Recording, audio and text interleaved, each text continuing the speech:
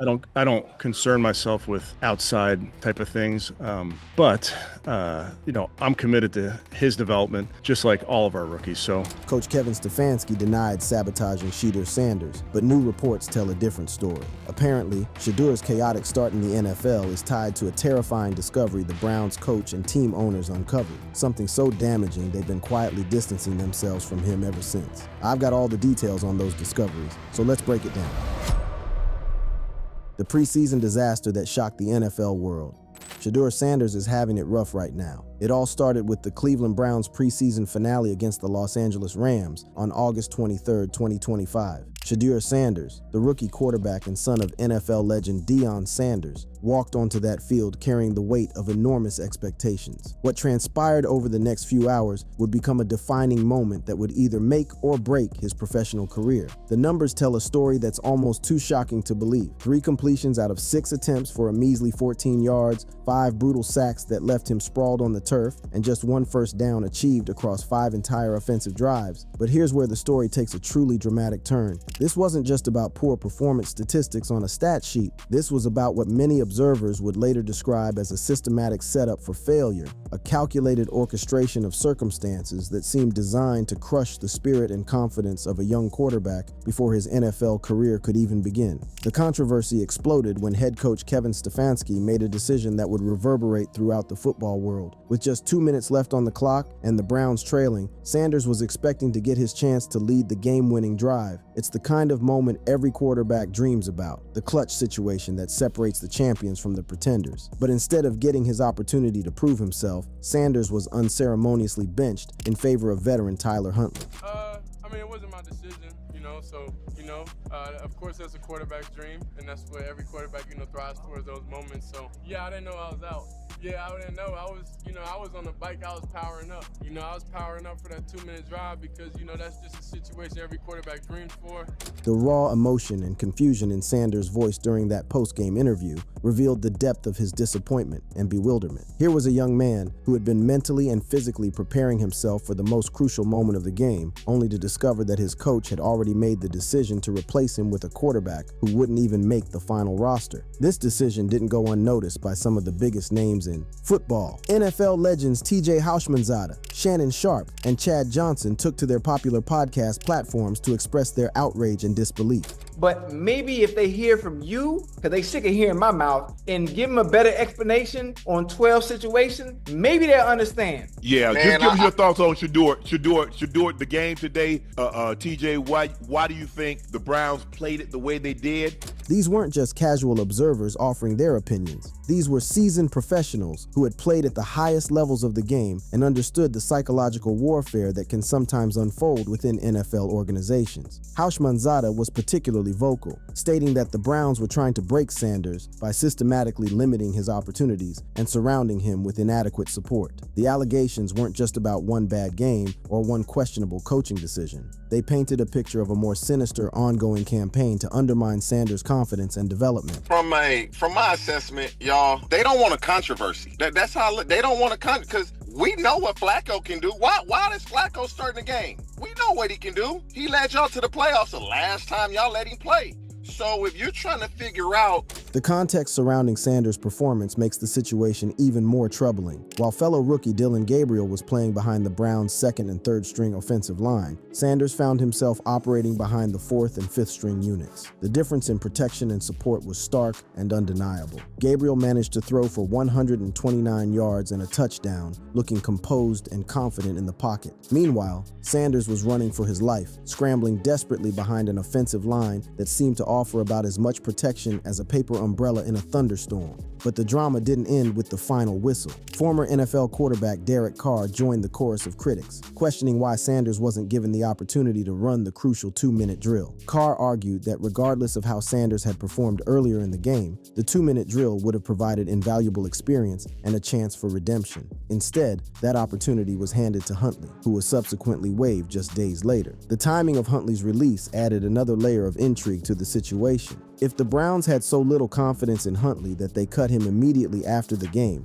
why did they entrust him with the most important drive of the contest? The decision seemed to defy all logic and only fueled the growing conspiracy theories. Social media exploded with reactions from Browns fans who felt betrayed and confused by their team's handling of the situation. Many called for Stefanski's immediate firing, arguing that his body language and decision-making demonstrated a fundamental lack of support for Sanders. The hashtags and trending topics told the story of a fan base in revolt, demanding answers and accountability from their coaching staff. The situation was made even more complex by Sanders' draft history. Originally projected as a potential first-round selection after his stellar college career at Colorado, Sanders had inexplicably tumbled all the way to the 5th round. Reports surfaced about pre-draft meetings where Sanders had allegedly rubbed teams the wrong way, responding poorly to coaching feedback and failing to recognize intentional mistakes in play installations. Analysts like Todd McShay and Colin Cowherd had noted that Sanders' perceived arrogance and attitude had caused several teams to remove him from the draft boards entirely. This background information added another dimension to the current controversy,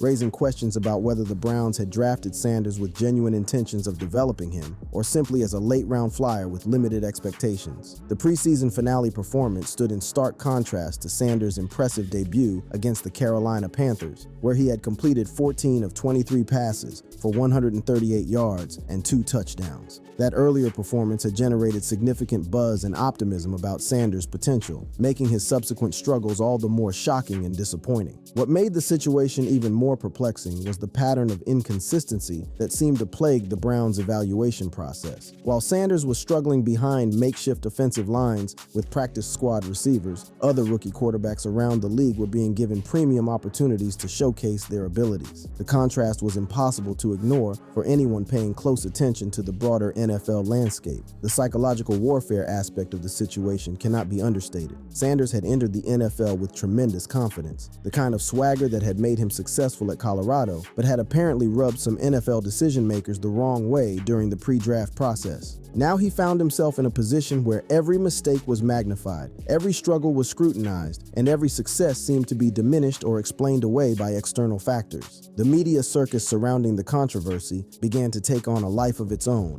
with each new comment or analysis adding fuel to an already raging fire. Social media platforms exploded with hot takes, conspiracy theories, and passionate defenses from all sides. The ripple effects extended far beyond Sanders himself. His teammates were being asked to take sides. Coaches were being questioned about their competence and integrity, and the entire organization was being forced to defend decisions that might have passed unnoticed if made about a less prominent player. The controversy had created a no-win situation where any decision regarding Sanders would be interpreted through the lens of the sabotage allegations. As news of the controversy spread throughout the football world, it became clear that this was about much more than just one bad game or one questionable coaching decision. This was about fairness, opportunity, and the responsibility that NFL organizations have to give their young players every possible chance to succeed. The stage was set for a confrontation that would test the integrity of the Cleveland Browns organization and potentially alter the trajectory of a promising young quarterback's career. The explosive accusations and conspiracy theories. The aftermath of that fateful preseason finale unleashed a torrent of accusations that would rock the NFL establishment to its core. What started as disappointment over a poor performance quickly morphed into something far more sinister. Allegations of deliberate sabotage that reached the highest levels of the football media landscape and captured the attention of millions of fans worldwide. Michael Jordan's former teammate Ron Harper dropped a bombshell claim that sent shockwaves through the league. Harper suggested that NFL team owners and coaches were systematically resistant to Sanders, not because of his football ability, but due to his high-profile background as Deion Sanders' son and his confident personality, which some perceived as threatening arrogance. This wasn't just about football anymore. This was about power, perception, and the complex dynamics of race, privilege, and expectation in professional sports. The conspiracy theories gained momentum when former NFL quarterback Robert Griffin III weighed in with his own concerns about the Browns' handling of Sanders. Griffin questioned why Sanders wasn't being given equal opportunities to compete with Gabriel despite being drafted later.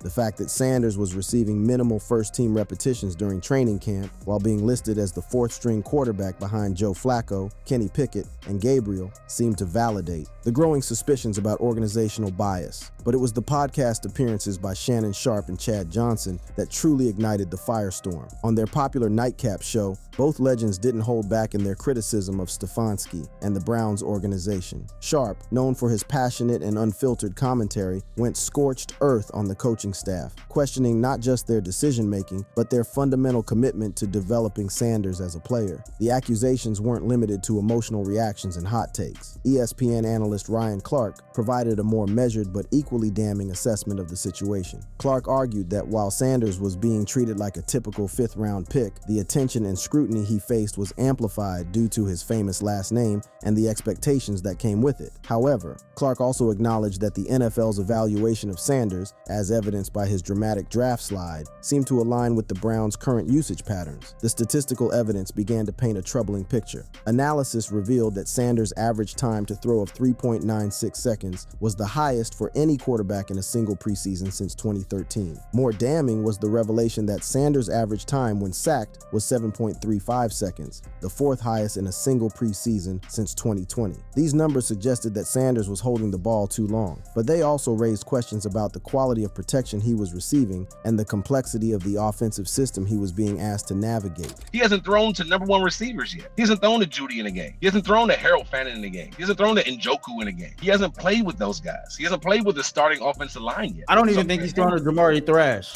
This observation from a Browns podcast highlighted one of the most damaging aspects of the alleged sabotage, the systematic denial of opportunities to work with quality teammates. While Gabriel was getting repetitions with at least some of the better players on the roster, Sanders found himself consistently working with the bottom tier of the depth chart, making it nearly impossible to demonstrate his true potential. The situation became even more bizarre when Kevin Stefanski's explanation for benching Sanders was examined under scrutiny. Yeah, nothing more than decided to give Snoop some work at the end of the game. The casual dismissal in Stefanski's voice was striking. He was essentially saying that he chose to give meaningful game experience to a player who would be cut days later, rather than to a rookie who was expected to be part of the team's future. But perhaps the most damaging revelation came from careful analysis of the Browns' quarterback rotation throughout training camp and the preseason. Observers noted that what was supposedly an open competition for the starting quarterback position was anything but competitive. Joe Flacco had been taking minimal repetitions with the first team, yet he was ultimately named the starter without even playing in a preseason game. This suggested that the competition was predetermined, and the rookie quarterbacks were never really in consideration for meaningful roles. This passionate statement from Browns podcast hosts captured the frustration and sense of betrayal that many fans were experiencing. The idea that the organization had deliberately misled its supporters about the nature of the quarterback competition added another layer of controversy to an already explosive situation. The conspiracy theories were further fueled by Sanders' own off-field incidents during the offseason. Multiple speeding tickets in Ohio had raised questions about his maturity and focus, providing ammunition for those who wanted to question his character and commitment. While these incidents were relatively minor, they were seized upon by critics as evidence of deeper personality flaws that might justify the organization's apparent lack of faith in him. The social media reaction revealed the deep divisions within the Browns fan base and the broader football community. Some fans defended Sanders passionately, arguing that he was being unfairly targeted and undermined. Others pointed to his poor decision-making and tendency to hold the ball too long as evidence that the criticism was justified and the coaching decisions were sound. Dan Orlovsky provided perhaps the most balanced take on the situation, acknowledging both Sanders' potential and his current limitations. Orlovsky noted that Sanders still believed he could be a starter in the NFL, but needed significant development time to adjust to the speed and complexity of professional football.